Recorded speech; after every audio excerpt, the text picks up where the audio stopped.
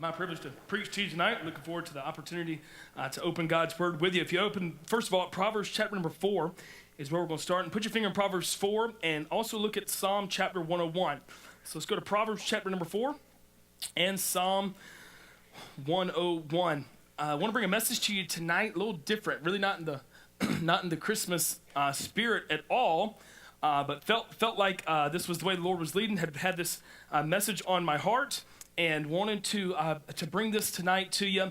And I've had the opportunity to speak this. Matter of fact, first time I taught a lesson on this was actually here, back when we had smart media. And did a session on smart media and did one on parenting in that regard. And since then, the Lord has allowed me to use that. It's been changed drastically from that first time, but to speak in maybe 5 or 6 different churches, this exact message. They have had me in just to speak on this one message on media. And so that's what I want to talk to you about tonight, really not in the Christmas spirit at all, but I didn't know when my next third Sunday would fall, and of course it fell in December, and so that's where I'm going to go with tonight. So I want to talk to you about parenting media-saturated children. Parenting media saturated children. You know, this is something that really, it applies to all of us. I'm going to focus on the media, on the parenting aspect of it, but really it applies to everybody in this room, because everybody in this room is greatly affected by media. There's nobody in this room that's not on a daily basis facing this matter of media. And obviously when we say media, that is a pretty wide scope right there. There's no way we can cover every aspect of media. By media, I'm talking about any entertainment that you and I take in. So we'll cover anything from TV to a movie to the internet to an app on your phone. I mean, just to text messaging, to a wide range here. And I'm going to do my best to cover that and try to help you out. Really, it's more informative. There's some practical lessons there at the end that I want to help you with and share with you. But it's really more informative than anything. It won't be very preachy. It'll be very teachy instead. But I see the need of it. And then, you know what? As I was praying about it just this week, saying, you know, I didn't think it would be Christmas, Lord, when I actually preached this one. You know, at the very same time, though, some of you parents, you've already bought the next big media purchase for your kid, and they're going to get it on Thursday. And I hope some of this stuff would help you in regards to that. You know, the Bible doesn't ever tell us what movies we can and can't watch, right? Nor in the Bible does it say you can watch PG, but you can't watch R-rated. Because if Paul had wrote that to the church at Corinth, they just said, no, we can't watch an R-rated movie. That doesn't even make sense, right? Nowhere in the Bible does it say what age to give your child a phone. Nowhere in the Bible does it say how much TV is too much TV. Because if it did that, man, we couldn't have brought the Bible into the room tonight.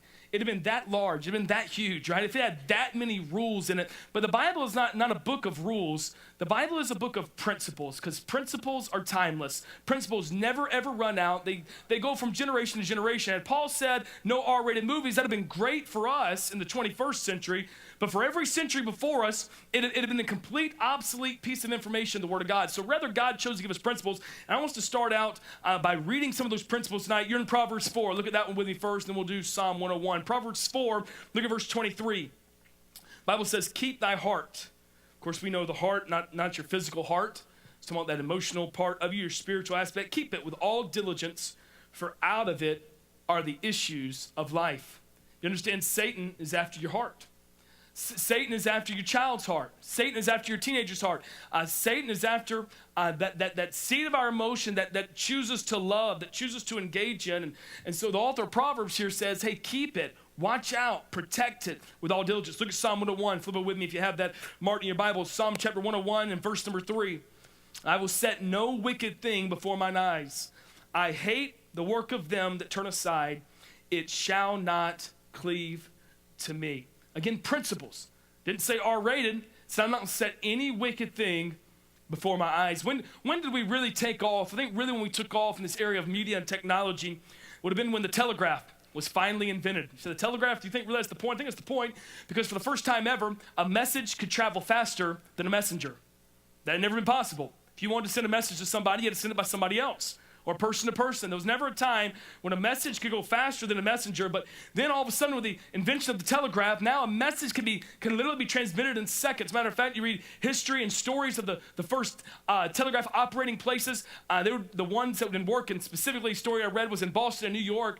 Instead of working and sending the messages back and forth they were supposed to be sending, managers would have to stay on top of their employees because they were flirting back and forth via telegraph between Boston and New York. Now, that's no way to flirt. That's awful. Well, I guess if that's the only means you have, that's what you would do and I would do. And ever since then, man, we are on a crazy progression. I try to tell parents anytime I talk to them about this, I've been out of high school for 10 years, and the teenage years now, just 10 years removed, not 20 or 30 or 40 or 50 or how long ever you've been removed from high school. 10 years, it's a completely different scene. It's not, and fellas, I may not keep using this because I feel like I touch my ear. I may go to a handheld here in a moment. Can you get me a handheld? I'm just fighting with it. If you have a handheld, that would be awesome. So I'm going to go number 2. So the teen years, media has drastically, number 2, drastically changed here in this day. And it's crazy how fast things are coming at us. And it's almost impossible to be able to keep up with all of the things that are taking place. But I think part of your responsibility, parents, even grandparents, part of your responsibility as a parent in this day is to keep up with it. You know, the bottom line is we parent kind of how we were parented, right? Things you do, I catch myself doing that. I kind of discipline Owen, kind of like how I was disciplined. Maybe not exactly to a T, but a lot of the things I do, I catch myself acting and parenting just as my parents parented me. But here's the problem, parents. Your parents didn't parent you in the matter of a cell phone. Your parents didn't parent you in the matter of internet. Your parents didn't parent you in the influx of music, right? I mean, it was hard to carry eight tracks. Is that what they're called? 8 tracks? And I don't know. I mean, I really don't know. I don't think I could picture an 8-track in a police lineup. I don't know if I'd pick it out between a cassette and a CD. But it's a crazy different day. It's coming at us so fast. But I think it's your God-given responsibility to help keep your heart, your child's heart, with all diligence. For out of it are the issues of life. We now have more TVs than people per household in America. We'll give you some stats here. And bottom line, it's really not about. Here's the thing I'd ask you to do in your heart and mind. This isn't to attack or throw how bad you're doing it. Please enter this with an open mind and saying, God, if there's something we need to change, let's change it. I'm not trying to throw out preference. I promise you I'm going to try to give you facts and biblical principles to help you in this matter of parenting. We specifically cell phones, but even media in general, we treat it completely different than we do any other aspect of life. Think about with me, the first time you gave your kid a bike. Remember that? They'd wanted a bike. Now, Owen's not quite there yet wanting a bike, but that day is soon coming. And when he does, you know what we're going to do? We're going to buy him a bike. I'm going to go right there to St. John Street where I live. There's a pretty good hill downward. And I'm just going to put him on the bike, and I'm just going to say, son, I'll be in here watching ESPN if you need me. I bought you the bike. Be careful. No way. No way, right? We put training wheels on him. We stay right there with him. Great day. We put more protective gear on. I mean, they could fall out of a plane and live. We put so much protective gear on them. Say, yeah, it's complete. Think about a car. You remember the first time you got your license? Here's how it is now. I think I'm pretty accurate. If I'm not completely accurate on this, it's because it changes. But first thing you do is you go to a week of class. That's how important we think about driving. That's how dangerous it can be. We send kids to 5 days of class on how to operate a car. It's the worst 5 days of your life. You'd rather sit through a Spanish/English/history class combined than you would through driver's ed. But you sit there 5 days all day. And then after that, you go and drive? No, after that, then you have to go out with an instructor driving a certain amount of hours. Then after that, you get to drive? No, not after that. Then you get a permit. And for that permit, you go and drive, I think, first 6 months maybe from like 5 a.m. to 9 p.m. And if you go that long, you have to get a certain amount of hours in with a parent. You got 6 more months of your permit. So you've had your permit a whole year. Then you get a driver's license, but you're still not completely free. You still only have your driver's license from 5 a.m. to 9 p.m., and you can't get any tickets or violations in that time period. And if you pass all of those requirements, then we finally say, okay, here's a full-fledged driver's license. But we give a kid a cell phone, and we say, hey, be careful, buddy. When the cell phone is far more dangerous than any vehicle you could ever buy your child. I'm not belittling any kind of car wreck or any kind of physical hurt that could happen because of a car. But come on, spiritual, we're talking about the spiritual heart, the spiritual condition of your child's heart is worth you putting time, effort, and work into it. So let's jump and look, and we'll kind of go. I have a lot of slides here to hopefully help you stay with me. Let's talk first of all about media consumption. Media consumption, again, I'm gonna give you a lot of averages. One of the temptations for you is gonna be to say this: that's not my child. And for a lot of these averages, it won't be your child, but please don't miss anything the Holy Spirit would try to speak to your heart about. Average child now spends 53 hours a week watching television. 53 hours a week. By the time they graduate high school, they're anywhere between 18,000 to 22,000 hours of TV.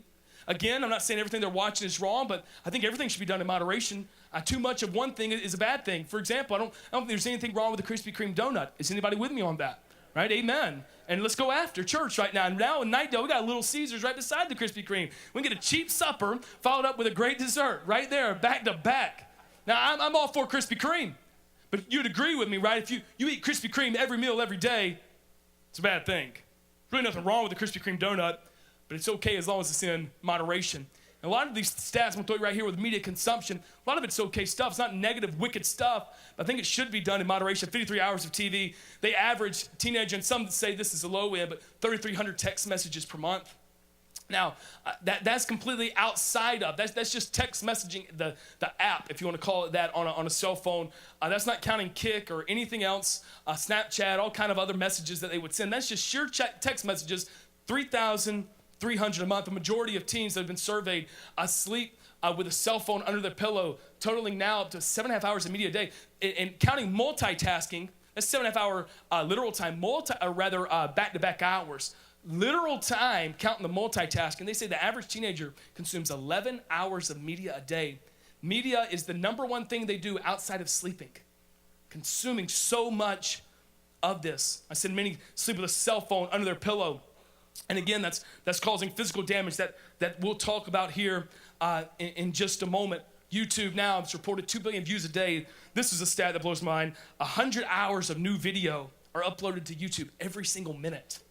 100 hours of YouTube video are uploaded every single minute. That average lifespan, last time I researched it, was 77.8 years in America. So if you live the average lifespan and you follow the average media stats, you'll spend 15 years of your life just watching television. 15 years of your 78 years sitting right there. 43% of 3 to 4 year olds have televisions in their bedroom. A study done by the University of Massachusetts at Amherst found this, that of students, this was middle school, high school students, over 90% access the internet every single day. We got a growing epidemic of distractions. Video games, haven't really thrown video games out there. Again, another growing distraction. 77% of teenagers own a smartphone, 12 to 17 years old. And when an alarming stat is distraction after distraction after distraction. What's the big deal? Studying, of course, this is not me, anything I've studied. I can give you the research if you'd ask for it later. The front of your brain is called the dorsolateral prefrontal cortex. This is the executive part of your brain. This is what I'm told is it engages, lights up, whatever you want to say, when you're really focusing on a task. There's a center part of the brain called the nucleus accumbens. This is the pleasure part of the brain. So the front is when you're working really hard. Center is the nucleus accumbens. What I'm told is if you're working on something such as a research paper, and you're hopefully really working on it, the front part of the brain is engaged. You're working, you're thinking. You've ever been tired and you've really done nothing but sit there, but it's because you engaged your brain and you're really working. Then when you finally complete that research paper, then you type the last period, you hit print, and you're taking it into the teacher's room there, you're done. Then it's the nucleus accumbens that kicks in, that center pleasure part of the brain. And what it does, it washes the brain in fluid that says, congratulations, you just finished what you were working on. Here's the problem with video games. They've studied kids, adults, which is actually the number one consumer of video games. It's actually 28 to 35-year-old men, which is really alarming and negative to think about. But as you play a video game, the front part of the brain's never engaged. It's mindless. It takes nothing to sit there and think. However, when you win 1,000 coins on Candy Crush or whatever you won, the pleasure center of the brain washes the brain in fluid that says, congratulations, you did it. When in reality, you did nothing. So are you completely against video games? Of course not. Again, it's in moderation. Because we're hurting ourselves, we're numbing ourselves with the consumption that we're taking in. Parents were surveyed in a Harris Interactive survey in 2012, and they were asked, what's the appropriate age for a child to get their first smartphone? To me, this is baffling. 22% of parents said 10 years old would be an appropriate age. 22% of parents, 10 years old. And I understand these aren't necessarily Christian parents, but nonetheless, 14% then of parents said, by 13 years old. So over a third of parents say by the time a kid is 13 years old, that'd be a great time to have a smartphone and all that opens their world to. And then 14% said by 16 years old. But again, what kind of danger, what kind of weapon are you putting in your child's hands? 2 in 5 teenagers say they tell their parents little or nothing about what they do online. And I'd sure be careful about your child right there. 40%, little or nothing. And I'm not going to blame the teenager on that all the time, because when's the last time you asked them? When's the last time you checked up on the media consumption? When's the last time you checked up on yourself in media consumption? Not in media consumption, we see there's media consequences. A newborn's brain, it triples in size in the first 2 years of its life. Matter of fact, any expert in this area of newborn growth, baby growth, would tell you to not expose your child to TV at all in the first 2 years of growth, because in the first 2 years of life, you're training that child. This is a brand new world for them, and you're training them how this world operates. And it's been statistically proven that kids that are given a high dose of TV between age 0 to 2 are more likely to have ADD or other attention disorders later in life, because what they've learned was everything changes fast, when in reality, everything doesn't change fast. But we've taught them that, and that's a consequence that comes. The more TV they watch for 3, the shorter their attention span will be. There's physical consequences. Again, I know some of these could hit home, and so I don't say any of these things lightly. Of course, car accidents. A Harris Interactive survey said 75% of teen drivers admit to texting while driving. And again, I don't have a stat for adults, but it'd probably be pretty similar. I mean, what a dangerous habit. You ever talk to your kid about texting and driving? It takes lives every year in a tragic way. Matter of fact, they say when you text and drive, what I've read is you're more impaired than if you were drunk behind the wheel, because you're completely distracted from what's taking place on the road. Our brains are not built to multitask, not built to be in this crazy environment. Again, I give this story not as medical advice, simply going to recount the story as it was as I read it, and I want to give you exactly, I'm not trying to tell you what you should or should not do with your child, but there was a principal of a school in the state of Oklahoma. In 1 year, he had 6 different parents come to him independently, not knowing another parent was coming to him. And each of these sets of parents in 1 year came to him and said, hey, look, my kid has been diagnosed with ADD or ADHD. And here's what he decided to do. Again, this is not professional advice. I'm reading the story. He gave advice, and here's what his advice was. He said, listen, I'd like to ask you, before you begin the medication, if you'd try one simple thing. He said, let's do this. He said, let's feed your child 3 nutritious meals a day. He said in the case of all 6 parents, he had to define for them what a nutritious meal was. He said, have them in bed by 9 p.m. on weeknights and at 10 p.m. on the weekend. Limit TV and video gaming to a half hour a week. Take your child outside to play 1 hour a day during the week, 3 hours a day on the weekend, and on the weekends, you've got to be outside with them. And in every case, all 6 cases, each child avoided medication. Now, again, that's not to say that would happen 100% of the time, but it is to say that media plays a great problem in physical and mental consequences. It has effects on relationships. Technology is a tool, but we've replaced humans with tools. Social networking can become addictive and can become idolatrous in that way. It can disconnect you from your child and your child from you. It can disconnect you from God and your child from God, and it has physical harm. Other media, one of the things that really burns me up when I see it, and I just saw it yesterday walking. The dad was talking away. I was with somebody, and we were at a store. The dad was just talking away to his teenage son, but his teenage son had on headphones. I mean, he was clueless to what dad was telling him. I tell you, that burns me up when I pass a car down the road, and there's a punk teenager. If that's your teenager, I'm sorry. There's a punk teenager in the side seat, headphones in, and mom or dad in the passenger seat. Man, what are we missing out on? We're missing out on a relationship. That's a consequence of media. Man, that's harming that parent-child relationship. That's not to say you can never listen to headphones in the car or at the store. I'm not saying that at all. But, man, what are we willing to pay? What are we willing to sacrifice? A few minutes of quiet? Well, I had a hard day at work. Hey, yeah, probably everybody in this room had a hard day at work every single day. But I don't think we had children because it was easy. I don't think we got into parenting because, man, the pay is going to be phenomenal. The pay's terrible, right? It costs money. It doesn't give you any money. And so, but there's physical and relationship and mental consequences. I was at Sweet Tomatoes one time, and we were there with a family, and I walked by a booth, And in that booth were 3 people, a mom, a dad, and a teenage daughter. And each one of them had a plate of food in front of them, and each one of them had a cell phone in their hand. I walked by them like, that can't be the case. And so I did a loop around that little circle just so I could take a double take and walk back by with my empty plate again. And this time I slowed down, trying not to be too awkward. And whether this is right or wrong, I looked close enough. Dad was playing Words with Friends. Mom was on Facebook, and the teenage daughter was in the corner. And I felt like it would probably be bad to lean all the way over and see what she was doing. But man, what were they missing out on? What a consequence. Is the cell phone, is the media really worth it so that you're going to pay to go out and eat a meal and not spend any time together as a family? There's spiritual consequences. 28% of teens confess to sending inappropriate pictures to someone via their cell phone. And man, that's been termed as sexting, and what an epidemic that has become. And that was 28% have sent. The number is much higher of those that have received.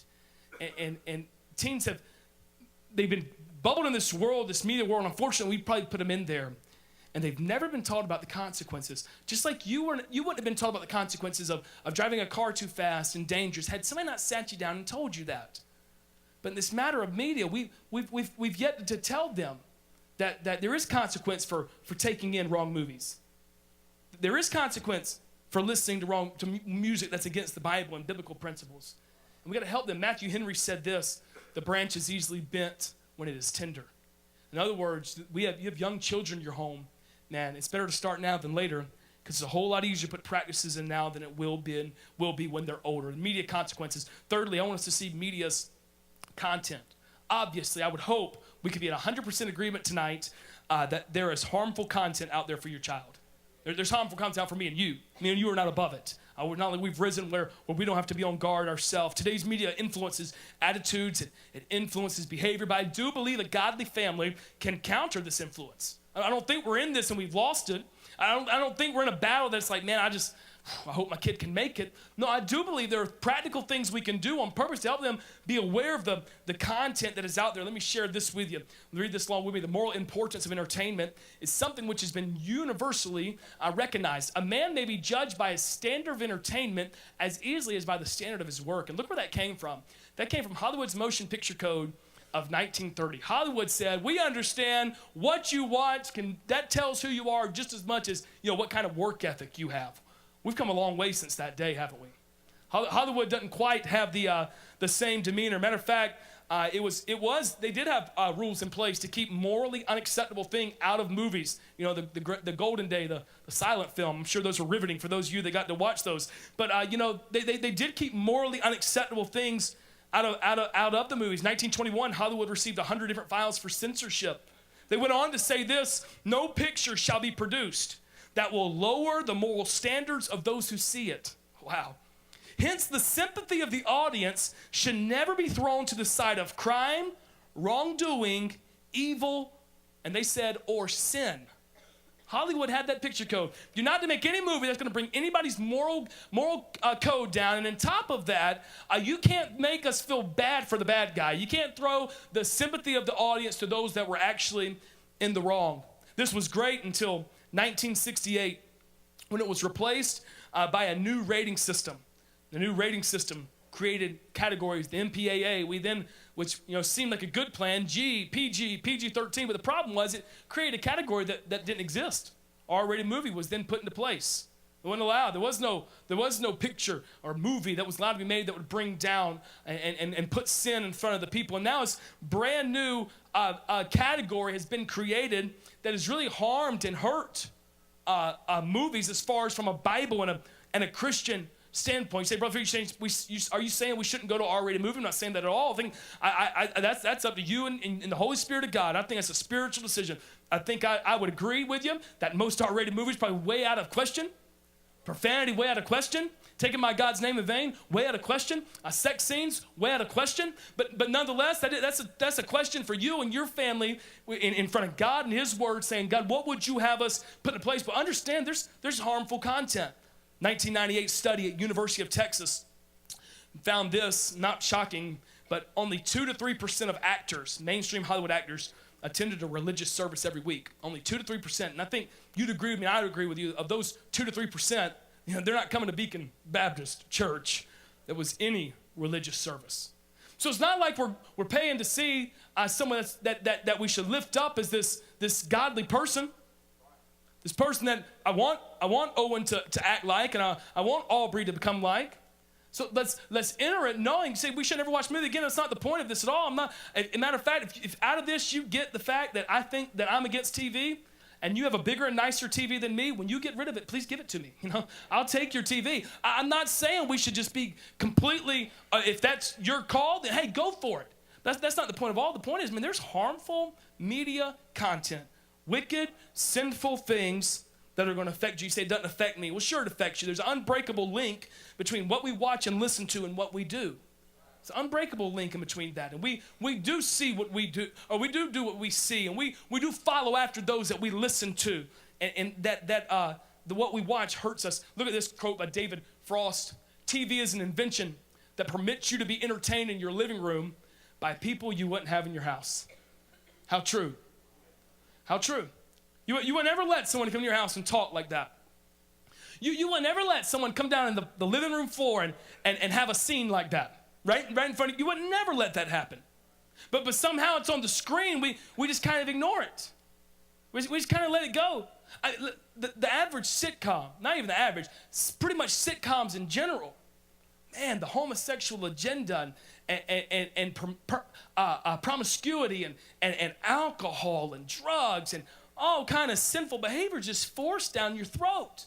They don't really care what you think about it because they understand it does affect you. It does impact you. They wouldn't spend millions of dollars on commercials for the Super Bowl if the commercials didn't affect you. They affect us. And so let's not ignore that fact. When the original Phantom of the Opera was first put in the movie form, they had to have ushers walk up and down the aisles with fragrances that would keep people from fainting. The grotesque sight of the Phantom caused people to pass out. And so they'd walk up with a certain fragrance that would kind of keep you there. And I'm going to show you. This is going to be a grotesque picture. No, if you don't want to look, it's up to you. But I think most of you will chuckle at the picture. And there's the original Phantom. What is he, a lame clown? I don't see anybody passing out. You say, what's the point of that? We've been desensitized, haven't we? They were passing out. It's like a joke. I would almost show Owen that picture. Look at this silly clown down at the circus, son. We've been desensitized. We've watched the content after content after content after content, and the bar has been dropped and dropped and dropped and dropped, and we've forgotten where it originally was. Listen to this quote. If I could control the medium of the American motion picture, I would need nothing else to convert the entire world to communism. So said Joseph Stalin. 93% when it comes to the matter of pornography, 93% of boys and 62% of girls under the age of 18 have been exposed to at least one time. 93% of boys and 62% of girls have been exposed to pornography at least one time, whether it was accidental or on purpose. That's a high number. Over 9 out of 10, every young man you pass at the mall has been under that influence. 70% of boys, 7 out of 10 have spent more than 30 minutes consecutive at least once, and 23% of girls was once thought of really as only something guys struggle with is not the case anymore. And it's because, man, back in the day, you had to go around the store and had to prove you were whatever age. You had to try to, but that no longer exists. The pornographer is out to ruin and wreck your child, and they'll come at any way possible. This is something that an industry is not about to shut down, but man, is a billions and billions dollar industry that's hurting and wrecking spiritual lives of teenagers and adults alike. As of April 2014, I found an article that lists the 7 most dangerous apps, and some of these apps are going to obviously way old news. Apps are coming out all the time. There's no possible way to stay up with every app. Your teenager does, but nonetheless, my teenagers have a smartphone. Well, if they have any kind of device, an iPod and an iPad, some type of tablet, any type of tablet, then they have access to any and pretty much all apps. If you're worried about Facebook, don't be. The teenage demographic is fleeing Facebook in great numbers. Matter of fact, it's one of the things Facebook will be worried about. The 13 to 18-year-old crowd is leaving Facebook. You say, why are they leaving Facebook? Because their mamas and grandmas are on Facebook, and they're getting liked and tagged on everything they put. They're like, see ya, we don't have to be here. So they have left Facebook. They went straight to Twitter. Twitter was a high influx of teenagers, and some are still there, although it's in the decline a little bit. The number one social networking for teenagers right now across the board is Instagram. And so if you jump on that, don't worry, they'll find another one. But Instagram would be the one. What's Instagram? It's Twitter for people that can't read. It's just pictures. It's all it is, after picture after picture. But let's talk about some of these 7 most dangerous apps. First of all, apps. Yik Yak. This is a fairly new app and definitely one of the most dangerous. A lot of schools have banned it from their campus and it not being allowed. At least through their Wi-Fi and whatnot. It allows users to post text-only yaks, is what it's called, of up to 200 characters. And what it is, the message can be viewed by the 500 yakkers that are closest to them. So if I were to get on Yik Yak right now and post something, then the 500 closest people to me, GPS location, can see what I just posted. It's anonymous. It doesn't say Philip Rabon said. But the problem is, one of the big harms is it gets in a school and cyberbullying takes place big time. And they begin to talk about Susie by name, and everybody on Yik Yak, and Susie gets on Yik Yak, and she just sees message after message calling her everything under the sun. And so there's one dangerous aspect. And there's the other dangerous aspect of your teenager talking to the 500 closest yakkers around. And of course, they could give out their location, nothing stopping them. I could post that I'm Philip, at 2110 Trawick Road right now. And so there's been a lot of dangerous things that have come through Yik Yak, and many people leaving that. Snapchat, definitely one of the more dangerous apps. As you can see, it's a ghost there, an icon. The whole premise of Snapchat is that I send you a photo or you send me a photo, and I get to choose how long you get to view it and get to choose the amount of seconds. And after those seconds, the photo's gone, when in reality, the photo's not gone. 2 things. First of all, the photo's still on the phone. If you send it to me, it's on my phone. I have it. I can't see it. The app hides it so that I can't see it, but technically it is still saved somewhere on my phone. Second problem of Snapchat is it's still in the cloud. We've heard a lot of the cloud here in recent news, right? And the cloud being hacked. It's still in the cloud. And when you agreed to the terms and agreements, you know how everybody reads those, right? When you download something, yeah, that's the biggest lie told, right? Yeah, I agree. I read it all. When you hit agree, you've given Snapchat the right to your photo. You've said, once I submit this photo to send it to my buddy, no matter what the photo is, you own the photo. Snapchat's a company that they were started, as most apps do, and eventually they'll sell out. And when they sell out to another company, whoever that company may be, they get the rights to your photo. Matter of fact, there's one young lady who sent an inappropriate picture, and her picture was used on the cover of a XXX movie because Snapchat owned the right to her photo. She wasn't in the movie, but man, what an embarrassment that was for her and her family as that came to light, seeing that photo. But it goes under the guise, wow, the world lies. Should we be shocked there? It goes under the guise that it's there and it's gone. And so that'd be a big way that a lot of people would sext because they don't want it sent in a text message. They want it to be gone instantaneously, miraculously, without any consequence.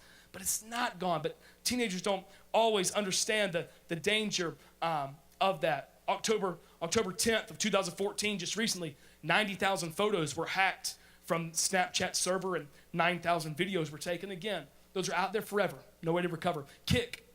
This is basically a private messaging app, text messaging app.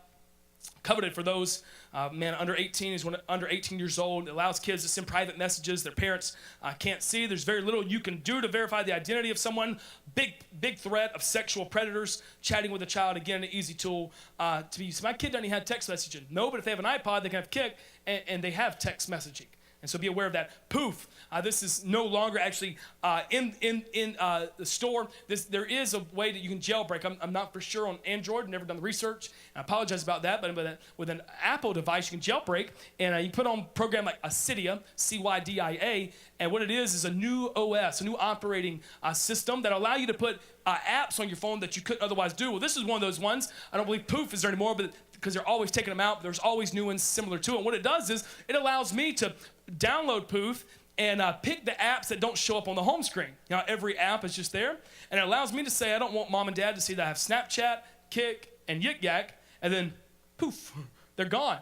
Now, still on the phone, I can still access them, but the average parent's not going to know that that's a hidden app. And so that's another one of those dangerous apps. Omegle, believe I'm saying that right. This has been around since '08. Video chat was instituted in '09. And again, you don't identify yourself through services. Chat participants are only identified as you and a stranger. You don't have to register for the app. It does connect your Facebook account if you'd like to, but again, it's a very dangerous app for sexual predators and things of that nature. Whisper. This encourages people to do exactly what it says, your secret public, to post their secrets. You post anonymously, but it does post the area from where you are looking at. Users can search for posts within a mile away from you. There's one story of a man in the state of Washington who is convicting of raping a 12-year-old girl that he met on this app just last year. So again, dangerous app. Down, this application used to be called Bang with Friends, and what it is connect to Facebook. And it's an app for casual encounters, one night stand, whatever you want to call it. And it's just seeing who would be down to sleeping with you. And when your picture comes up, if you're using it and a picture of someone comes up, you would click that, hey, I'm down for that. And they don't get a notification. The only way the notification happens if two people both secretly said they would both, person A and person B both agreed to it, then they get a message. And again, another wicked, dangerous app. What is to remind us is there's a lot of wicked content. And when you give a kid a phone, you've given them access to all of that. And you say, well, Brother Philip, you think they shouldn't have a smartphone? No, again, I think that's a call you make as a parent, but I do agree with this. If you're going to make the decision to give them the phone, then you have chosen to then have the responsibility to constantly check up on the phone. You say, well, I don't want to constantly check up on it. Then cancel the phone. Then cancel the phone. Because they're not missing out. Do you remember when you were a teenager? You made it just fine, didn't you? You survived. You lived. Hey, they can live too. Is it worth the spiritual downfall of your teenager's life? I think we'd all agree it's not. And that's not just for smartphone, man. That's for any. Of course, you give them access to the music.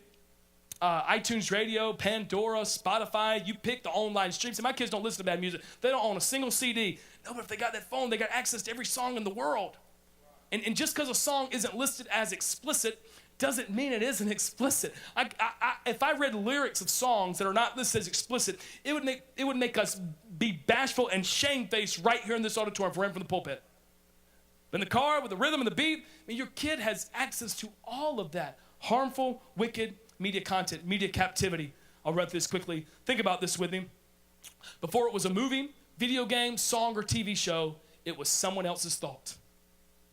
Someone else thought about it.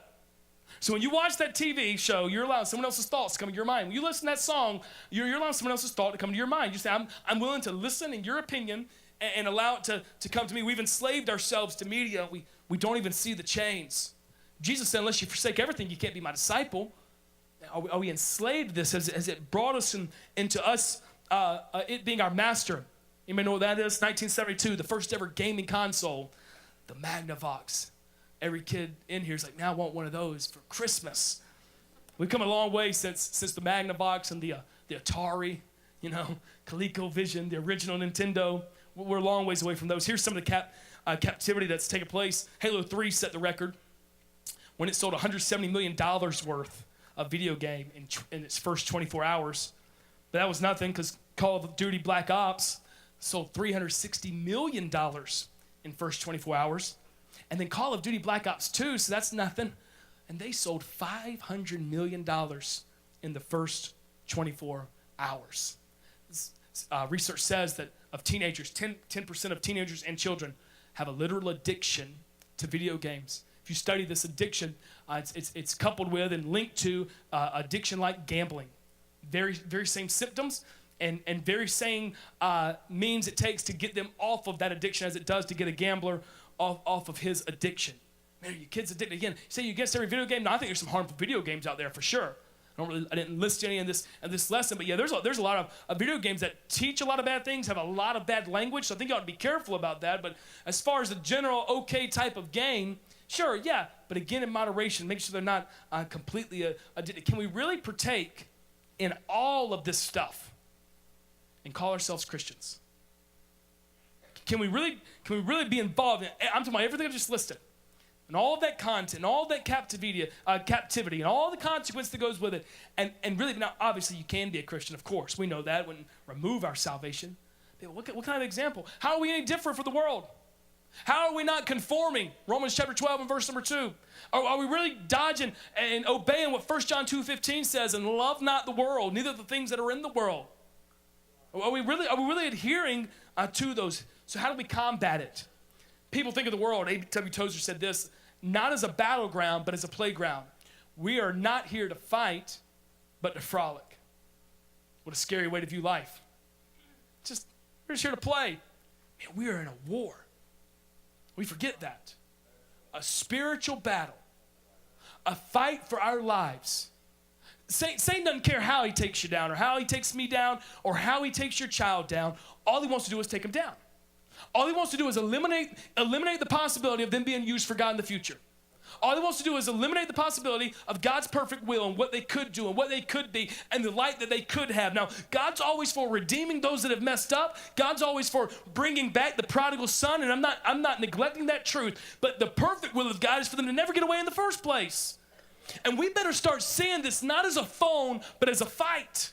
Not as just let them go to the movie theater or watch whatever movie, I don't know what it was. No, you better get online and research that movie before you ever give them however many dollars it is now to go watch that movie.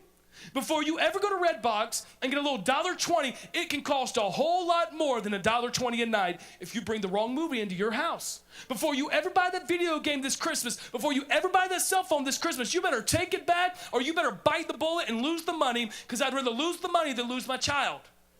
I'd rather lose a lot of materialistic things than lose the treasure God's given me, or than to lose my life myself. I want to realize this is a fight. It's not a joke. This is more than stats and more than statistics and more than apps. This is ruining lives all across America. All across. There are teenagers in this room right now who know I'm talking the truth. They know I'm talking the truth. Whether they're involved in it themselves or they know somebody that is, you guarantee it. Not mine. Yes, your teenager. We do not have perfect teenagers in this church. There's no such thing. And they are aware. You say, well then do me a favor and talk to them about it. When's the last time you talked about it? Somehow spiritual things they go right out the window. It's natural for all of us. We can sit down and we can talk about the game with their kid all day long.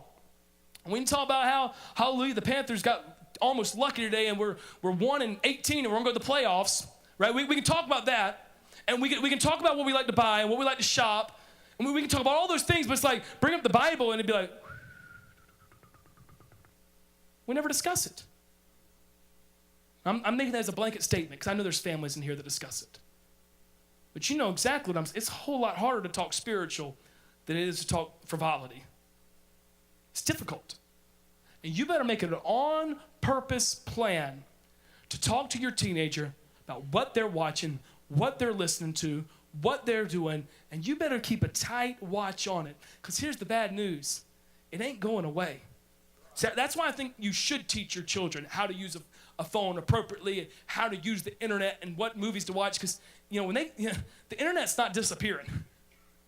They're going to have to use it to live if Lord tarries is coming. So let's teach them how to combat it in the right way. Listen to this quote by Robert Pittman, founder of MTV. He said, "We don't shoot for 14-year-olds, we own them." You hear the power of that statement? We don't make that television show for them. No. We already own your teenager. Because they do. They get them about the end of their preteen to beginning of their teen years, and they've got them hooked. And MTV has made a drastic change. It's not really MTV anymore because that's music television. There's very little music, and it is a whole lot of agenda and a whole lot of worldly philosophy and a whole lot of wickedness. You say, well, there's this one show that we like to watch on MTV that's kind of okay. I'd tell you to just cancel it. I don't care what's on it, because what you do in moderation, your kid's going to do in excess. What you kind of dabble in, they're going to take a whole, well, mom and dad said this one's not bad. And I'm telling you, that's a scary thought. But here's what he realizes. It's a fight. An unsaved man understands this is a fight. He's going after your child. Now, he's not going after your child for spiritual reasons. He's going after your child for dollar reasons. But he understands that he's fighting for them. He wants them. He wants them to buy into his philosophy, to his mentality, and to follow right after him. Adolf Hitler said this, you're saying we don't want to come over to your side, but your children belong to us already. You are already irrelevant. And I'm telling you, that philosophy still reigns today, although Adolf Hitler's not here anymore. There's homes in America where parents are already irrelevant. And here's the problem. You were relevant at one point if that's your home. Right now, Owen and Aubrey, we got to ease in that because they think we hung the moon. You know what I'm saying? I can lift Owen up. He's told me, he said, Dad, you're so strong. Like, son, I know. It's so, don't tell other kids that, but I know I'm very, very strong, okay? I understand. But he's going to get like 10 and realize that's a lie. I understand it. That kind of stuff changes, but you better keep the heart of your child. See, I've lost the heart of my child. You better pray. You better fight for it. Get it back. Do whatever it takes. Because understand this, media is not neutral. There's no such thing as not taking, I don't care how fair and balanced any news report is, there's no such thing as neutral media, right? There's a spin on every no-spin zone, and you better believe they're trying to influence you one way or another. Just like you and I have opinions. Let's understand and not deny. So how do we get media under control? First thing I'd tell you to do is the replacement principle from the Word of God. The Bible says when we became a new Christian, we put off the old and put on the new.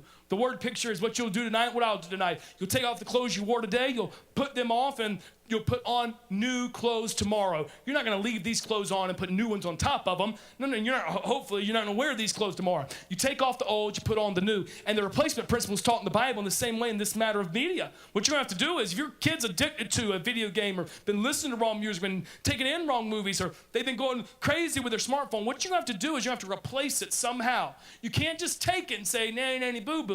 You got to take it and then replace it. Some of you may replace it with family time. Say, man, I know busy and I know we're time crunched, but family time doesn't mean money time. There's things you can do for free as a family. So you're going to have to replace that. If you just say no more TV, then y'all just going to be, staring at each other in the living room. So what you have to do is replace that. You're going to have to come up with something that fits your family that will allow it. Maybe try a media fast in your home. You say a media fast and we realize how addicted we really are to it. Because you're like, yeah. If you take a cell phone from a kid, they fall on the ground, they fall in the shakes. I promise. I've seen it done. They literally fall on the ground and start shaking. So maybe do a media fast, not for your teenager, for the whole family. You got to partake in it. I got to have it for work. Do it for work and nothing else. Say, no way. No, the big game. Our show. Man, what we've been watching. I'm just trying to help you understand the importance of getting media under control. And if that's not more important than fasting from to see how bad you really are, then don't worry about it. Maybe go a week. See what a week would be like in your home, for your teen, for you. No media. More quiet time. One of the things we say is we can't read our Bible because we're so busy. Well, then take away a non-essential. Find the time. Make the time.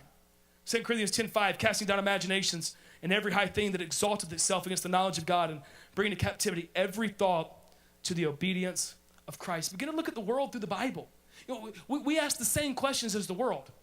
A movie comes out, we're like, man, who was in the movie? What was it about? Was it a good plot line? Now, again, not necessarily all those things are wrong, but there ought to be an additional set of questions. What's the movie teaching?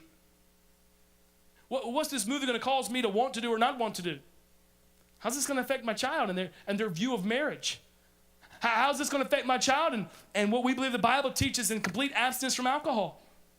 It's going to have an effect on it one way or another. But we are so prone to think just natural man-minded instead of spiritual man-minded. We've got to combat it and get media under control. The bottom line, the point is this: be selective. Be selective. Not everything is okay. Not everything is good to go. Just because a video game comes out doesn't mean they have to have it.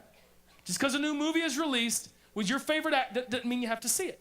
Just be selective. Honestly, ask the Holy Spirit of God to direct your decision making. God, does this please you? God, would you watch this? God, would you download this? God, would you be a part of this? God, is this something that brings honor and glory to your name? Or is this something that detracts from your name? How is this media influencing my kids? God, I want to raise my kids up to serve you. Is this going against the flow of what I'm trying to do?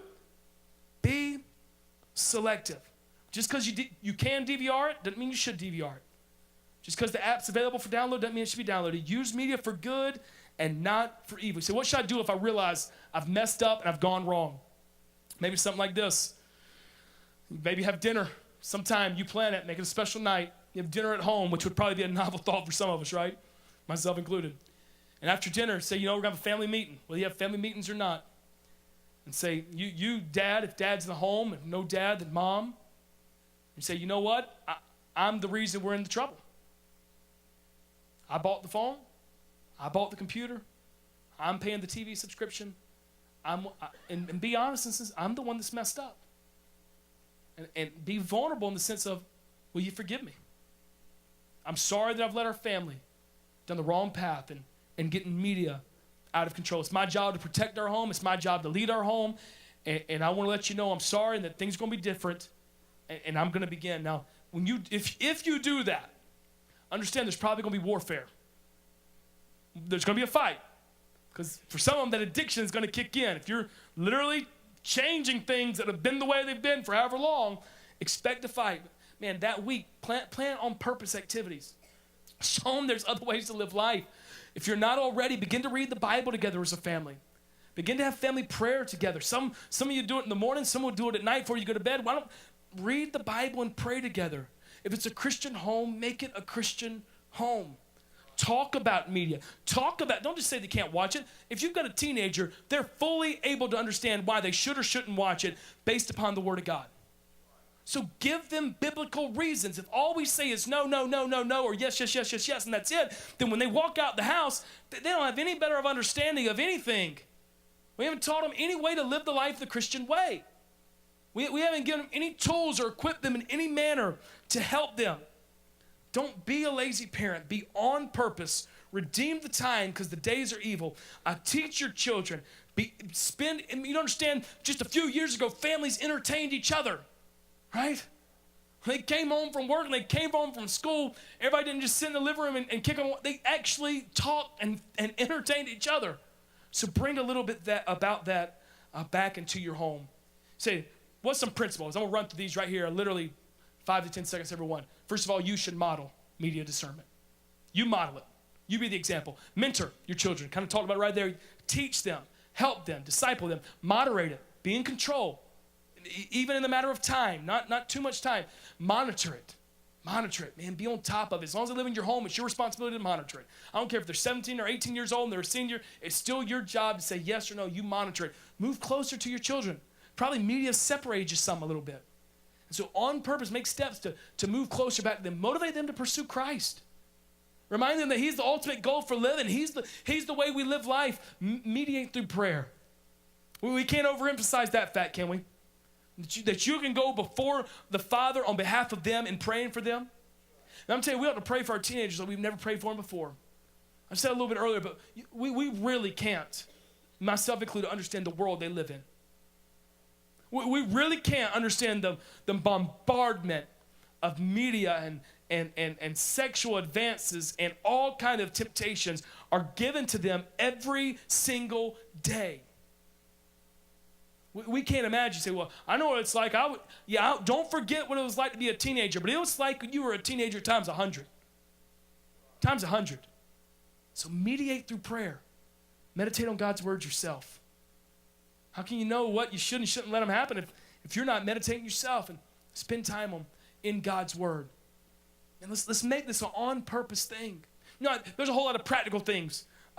People have told me, of course, when you do something like this, people will tell you what they have and do, and there's a whole lot of practical things. Things like you can put passwords on phone. They can't download any app. You can even block the internet. You can have a smartphone and you can just block the internet for certain times a day. You can do that with your Wi-Fi at home. So you get a Wi-Fi router. If yours is too old, spend the $20 and buy a new one. And you can buy a Wi-Fi router that'll say internet's only allowed from 3 to 7 p.m. and then it just automatically turns off at 7 and nobody can be on. I know some people that what they do every night is everybody turns in their phones either to mom and dad's room, which I think the phone should be turned in every night. My kid uses it as an alarm. Like, they sell alarm clocks at Walmart, right? They do still sell those, I think. So if you don't have the money to buy them an alarm clock, I don't have it either, but find money somewhere to buy them. I'm not gonna put myself out there to buy you an alarm clock. But some people turn them all into the kitchen. That way mom and dad turn them into the kitchen too. Everybody's on the same playing field. I don't know what all this would mean for you, but I do pray that you are gonna, on purpose, take some of these principles, some of these facts, some of these stats, talk about them, implement change, and by God's grace, parent your media-saturated children in a way that will allow them to bring glory and honor to God. Understand all that I just said, it's going to be very, very hard to do. I understand that. I'm not quite there yet. I heard one preacher say it this way. He actually called his son out. His son was in auditorium, and he got on this topic of the phone, and he said, well, when should we have a phone, Brother Dave? He said, stand up. He called his son out. He set him up, and he said, you can get a phone when you can buy it on your own. Sit down. That's what he told his son. I don't know if that's the best philosophy, but I do know there's some change that should be made probably in a lot of our homes. Some things should be done differently. Because let's not forget the danger.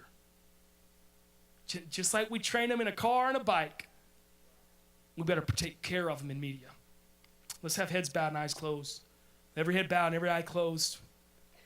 I understand it's a little bit different of a lesson, sermon, message, whatever you call it. But maybe you would want to, as a family, come together and pray. Maybe, Dad, you just need to come forward and maybe you spend some time alone with God. Maybe God convicts you in that way.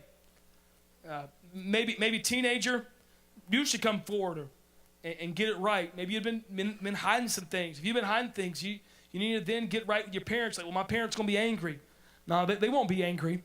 They might be hurt. They might be upset. They won't be angry. They want to help you. They want to walk you through it. So I just really want this time of invitation. I'm going to pray, and when I get done praying, the pianists begin to play, the organ begin to play, and we'll stand to our feet, and it's going to be a time open for you to talk, and you kind of evaluate yourself and take inventory of this matter of media in relation to you and to your family. And I know too, and I'll say this with heads bowed and eyes closed, I know as I talked, there's some people in this room, some families in this room, you've already been adversely affected. And it was not meant to beat you over the head, or to shame you in any way. I think you'd agree with me that more so than ever, it's a message that was needed for people that hadn't been adversely affected. And so may God help us to respond to him the right way in this time of invitation. Father, thank you for principles from your word that guide our thoughts in the matter of media. Lord, I pray that you'd help us be on guard for our children, fight for our children. Bless this time of invitation. May we make decisions be pleasing to you and how you've spoken to our hearts. It's in Jesus' name I pray. Heads bowed, eyes closed, piano begins to play. We stand to our feet. Maybe you want to come forward. You talk to God and say, God, help me in this matter of parenting. I'm not a perfect parent. I'm not a perfect child. God, give me grace. God, give me help. I want to be on guard. I want to watch out. I want to do things on purpose. I don't want to be nonchalant. I don't want to be lazy. Matter of fact, say, well, my kid's not doing anything. Then you are in the perfect place to start.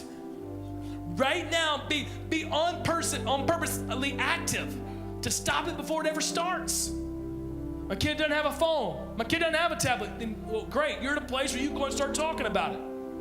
You can go and start teaching biblical principles. You can begin to talk about the dangers of it. There's a lot of danger with technology. It's not all good and it's not all gravy, man. There is some wicked stuff. God, help us to respond appropriately.